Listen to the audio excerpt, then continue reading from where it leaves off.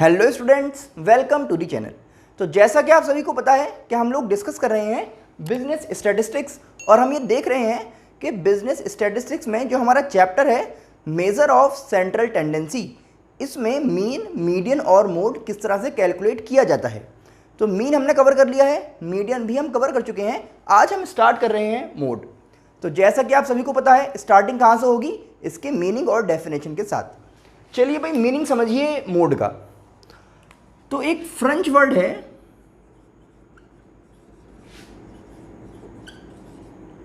ला mode. क्या word है?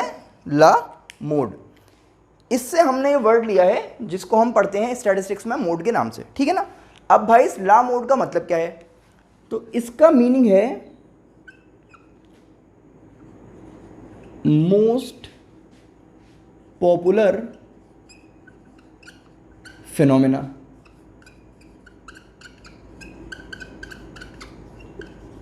Most popular phenomena. अब कुछ लोग ये कहना चाह रहे हैं कि भाई जो चीज़ पॉपुलर होती है हम तो उसको फैशन कहते हैं। हमने कहा ठीक है भाई, ये मान लो। तो ला मोड का और क्या मतलब है? फैशन। या फिर आप कह सकते हैं मोस्ट फैशनेबल आइटम। ये तो मतलब हो गया इस वर्ड का, जहां से हमने वर्ड ड्राइव किया है मोड, जिसको हम स्टैटिस्टिक्स में पढ़ते हैं। अब भाई जो स्टैट्स वाला मोड है, इसका मतलब क्या है? जिसको आप सेंट्रल टेंडेंसी कह रहे हैं। तो इसका मतलब क्या हुआ भाई? कोई भी जो आपके पास वैल्यू है ना, जब वो वैल्यू सबसे ज़्यादा बार, सबसे पॉपुलरली आपको दिखाई दे किसी भी सीरीज़ में, किसी भी डिस्ट्रीब्यूशन में, तो उसको हम क्या कह देते हैं? मोड। तो value having greatest frequency. Frequency का मीनिंग सभी लोगों को पता है। अगर नहीं पता तो हमने आपको समझाया हुआ है, यहाँ कहीं आई बटन में या फिर लिंक में आपको दे दिया जाएगा, वहाँ से आप लोग देख लीजिएगा। भाई फ्रीक्वेंसी का मतलब क्या है? कोई चीज़ कितनी बार रिपीट हुई, तो क्या करें? ग्रेटेस्ट फ्रीक्वेंसी वाली वैल्यू। तो वो वैल्यू जो सबसे ज़्यादा बार रिपीट हुई किसी भी क्वेश्चन में, आसान लैंग्वेज में, उसको हम क्या कह देंगे भाई? मोड। तो कोई भी वैल्यू जिसके साथ क्या हो, जो सबसे ज़्यादा फ्रीक्वेंसी रखती हो, या फिर कोई भी ऐसी वैल्यू जो मोस्ट रिपीटेटिव हो, मोस्ट रिपीटेटिव वैल्यू, इसको आप क्या कह देंगे? मोड। बताइए, बात समझ में आ रही है? तो मोड का मीनिंग समझ में आ गया है कि भाई मोड क्या होता है। तो देखिए, जैसा कि आपको पता है कि स्टैटिस्टिक्स में हम कुछ सिंबल्स का यूज करते हैं डेटा को डिनोट करने के लिए या वैल्यूज को डिनोट करने के लिए। जैसे हमने मीन के लिए यूज किया था एक्स बार, मीडियन के लिए हमने यूज किया था कैपिटल एम। यहां पर हमारे पास मोड है, हम इसको डिनोट किया करेंगे जेड से, ठीक है ना। जो इंग्लिश का आपका कैपिटल अल्फाबेट है जेड, उससे हम डिनोट कर देंगे मोड को। देखिए, डिनोशन का कोई ऐसा मसला नहीं है, बस बात क्या है, जब हम क्वेश्चन सॉल्व किया करेंगे तो बार बार मोड नहीं लिखना पड़ेगा। मोड की जगह क्या यूज कर देंगे हम? जेड, ठीक है ना। ये तो हो गया भाई मोड का मीनिंग।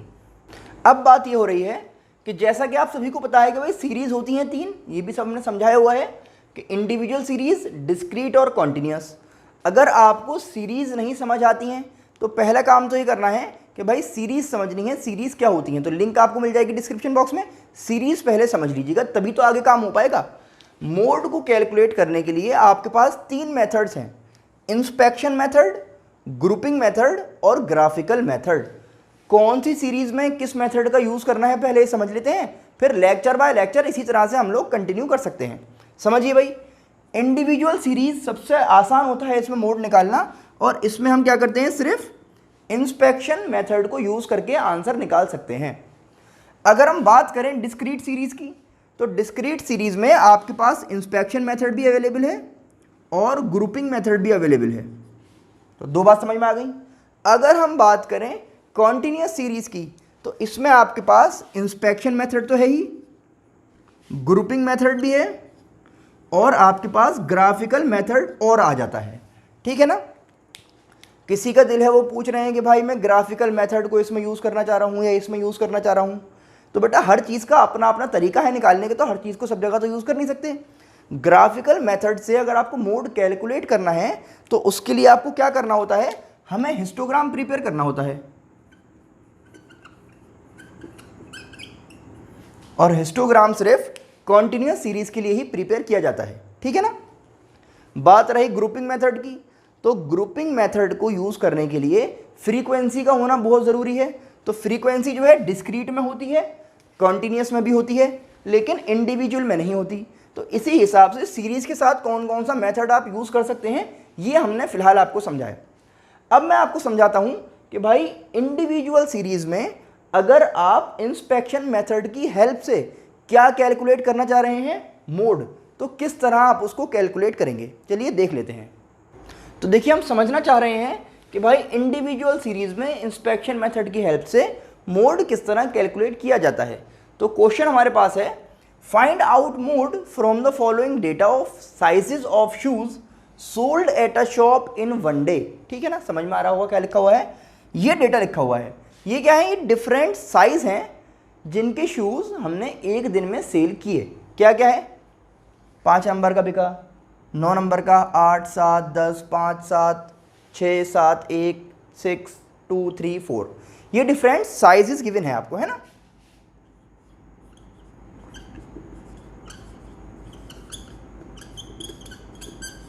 Sizes of shoes. अब हमसे कह रहा है कि इनका मोड फाइंड कीजिए। मोड का मतलब सबसे ज़्यादा कौन से नंबर का जूता बिकता है, ठीक है ना। तो सबसे आसान तरीका इसके लिए क्या होता है आपके पास, कि जो डेटा आपको गिवन है उसको आप अरेंज कर लीजिए असेंडिंग या फिर डिसेंडिंग ऑर्डर में, ठीक है ना। उससे ज़रा इजी हो जाएगा कैलकुलेट करना। तो समझिए, चलिए देखिए, तो असेंडिंग में कर लेते हैं 1, 2, 3, 4, 5, 5 2 बार है। फिर आप देखेंगे 6, 6, 7, 7 और 7। आगे बात हो रही है, देखिए 8 एक बार आया, और फिर आपके पास है 9, और लास्ट में आपको मिलता है 10। बहुत इंपॉर्टेंट बात सुनिएगा ज़रा, जब आप एक बार इस डेटा को अरेंज कर लेते हैं तो काउंट किया कीजिए कि क्वेश्चन में कितनी वैल्यूज़ थी और मैंने जो अरेंज किया है उसमें मेरे पास कितनी वैल्यूज़ आई हैं। क्योंकि कभी कभी ऐसा होता है कि हमने कोई वैल्यू या तो मिस कर दी होगी, डबल काउंट कर लिया होगा। देखिए ज़रा, तो 1, 2, 3, 4, 5, 6, 7, 8, 9, 10, 11, 12, 13, 14, टोटल कितनी वैल्यूज़ है, 14। मेरे पास कितनी है, 1, 2, 3, 4, 5, 6, 7, 8, 9, 10, 11, 12, 13 और 14। अब आप देखिए सबसे ज़्यादा बार कौन सी वैल्यू आई, तो आप देखेंगे यहाँ पर कॉन्सेंट्रेशन है 7, जो है 7 वो 3 बार रिपीट हुआ है, तो 7 हो गया मोड। मोड या फिर मॉडल वैल्यू कितनी हो गई, 7। इसी तरह का एक क्वेश्चन और आपको समझाते हैं इंडिविजुअल सीरीज से रिलेटेड, लेकिन उससे पहले आप लोग मुझे बताइए कि ये मेरे पास मार्कर्स हैं, आप लोगों को इसको सॉल्व करना है, कमेंट सेक्शन में मुझको रिप्लाई करना है कि भाई 2 मेरे पास ब्लैक मार्कर हैं, एक मेरे पास रेड मार्कर है और एक मेरे पास ब्लू मार्कर है। तो बताइए मोड कितना हुआ, ठीक है ना। बताइए कौन से मार्कर जो है वो मोड में काउंट किए जाएंगे, 2 ब्लैक, 1 रेड और 1 ब्लू, ठीक है ना। मोड बताइए कितना हुआ, जल्दी से मैं आपको समझाता हूं दूसरा क्वेश्चन। तो चलिए नेक्स्ट क्वेश्चन देख लेते हैं। क्वेश्चन आपसे कह रहा है find out mode for the given values. इस क्वेश्चन में 3 पार्ट है। पार्ट ए की अगर हम बात करें तो यहां पर वैल्यूज आपको गिवन है 27, 17, 12, 39, 46, 83, 60, 4 एंड 16। अब आप ज़रा मुझे देखकर बताइए कि इसका मोड क्या होगा, यानी कि इसमें कौन कौन सी वैल्यूज़ रिपीट हो रही हैं। तो जब ज़रा यहाँ पर आप गौर फरमाएंगे तो पता लगेगा कि भाई कोई भी वैल्यू यहाँ पर रिपीट हो ही नहीं रही।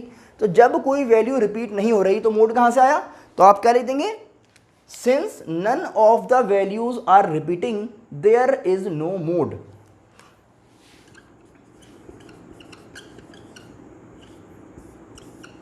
तो बता लग गया भाई आपको, मोड जो है नहीं है।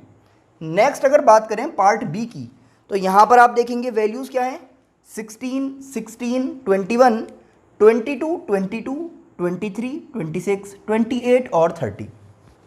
तो आप देखेंगे कि यहाँ पर 16 और 22 ये वैल्यूज़ रिपीट हो रही हैं और दोनों ही वैल्यूज़ दो दो बार रिपीट हो रही हैं। भाई वैसे तो जो वैल्यू सबसे ज़्यादा बार रिपीट होती है या सबसे ज़्यादा बार अकर करती है एक सीरीज़ में, उसको हम क्या कहते हैं, अपना मोड। लेकिन यहाँ पर सिर्फ दो वैल्यूज़ रिपीट हो रही हैं और दोनों ही दो दो बार रिपीट हो रही हैं, तो क्या दोनों मोड हो जाएंगे? भाई मोड कितने होंगे ये किस बात पर डिपेंड करेगा कि आपके पास डेटा कितना है। अगर आपके पास 100 नंबर लिखे हुए हैं तो उसमें से 5 या 6 भी मोड बन सकते हैं। समझ रहे हैं ना आप? अब यहाँ पर आप देखिए इतने नंबर्स हैं तो इनमें से 2 नंबर्स मोड बन सकते हैं, समझिएगा। तो मोड कितना हो गया, 16 एंड 22, 2 मोड यहाँ पर आपको मिल गए। लेकिन अगर आप बात करें पार्ट सी की, समझिए भाई पार्ट सी में क्या हो रहा है।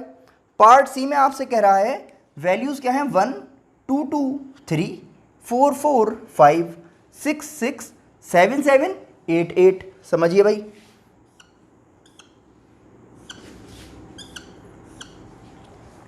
मोस्टली हर वैल्यू ही यहाँ पर रिपीट हो रही है और हर वैल्यू दो दो बार रिपीट हो रही है। इनमें से अगर कोई वैल्यू 3 बार हो जाती, पहले तो आप मुझे बताइए कि अगर मैं इस 8 को यहाँ पर एक बार और लिख लूँ, सपोज ये क्वेश्चन कुछ इस तरह होता, तो इसका आंसर क्लियर है। कितना आंसर आता कि मोड हो जाता 8, क्योंकि आप सबसे ज़्यादा बार कौन रिपीट हुआ, 8। लेकिन यहाँ पर ऐसा नहीं है। बात क्या हो रही है कि 2 4 6 7 और 8 ये सभी वैल्यूज़ जो हैं वो दो दो बार रिपीट हो रही हैं। क्या ये सभी वैल्यूज़ मोड बन जाएंगी? अब आप मुझे बताइए कि अगर सभी को मोड कह दिया तो फिर मोड हमने निकाले क्यों था भाई, जब सभी वैल्यूज़ मोड हो गई है ना, फिर तो कोई फ़ायदा नहीं हुआ। तो ऐसे केस में अकल क्या कहती है कि भाई इसमें हमें मोड का पता नहीं लग रहा, तो आप क्या कहेंगे, mode is ill defined. Mode is ill defined, हम मोड नहीं बता पाएंगे भाई मोड कितना है, क्योंकि हर नंबर रिपीट हो रहा है, तो फिर मोड तो पता लगेगा ही नहीं। लेकिन समझिएगा, अगर यहाँ पे जितने 10-12 नंबर लिखे हुए हैं, यहाँ पे लिखे होते 50 60 70 80 100 नंबर, भाई 100 में से तो 5 को मोड कह सकते हैं कि भाई ये 5 वैल्यू सबसे ज़्यादा बार रिपीट हो रही हैं। अब गिनती के अगर 10 नंबर हों, वो 10 के 10 रिपीट हो जाएं, तो फिर फ़ायदा क्या होगा, मोड तो निकला ही नहीं। बात समझ आ रही है ना? तो भाई आज हमने समझा कि मोड क्या होता है और इंडिविजुअल सीरीज में इंस्पेक्शन मेथड को किस तरह से अप्लाई किया जाता है। आई होप आपको समझ आया होगा। और हमें क्या करना है कि भाई लेक्चर बाय लेक्चर हमें ये देखना है कि डिफरेंट सीरीज में डिफरेंट मेथड्स की हेल्प से किस तरह हमें मोड कैलकुलेट करना है। तो आपको क्या करना है कि इसकी प्रैक्टिस कीजिए, अपने फ्रेंड्स को भी ज़रूर शेयर कर दें, चैनल को सब्सक्राइब करना बिल्कुल भी ना भूलें और अपने नोट्स ज़रूर आप याद से बनाते रहें, ताकि जब भी आप एग्ज़ाम के लिए तैयारी करें तो सभी डेटा आपके पास मौजूद हो, जिससे आप अच्छी तरह प्रिपरेशन कर पाएँ। तो चलिए मिलते हैं आपसे नेक्स्ट लेक्चर में। Thanks for watching.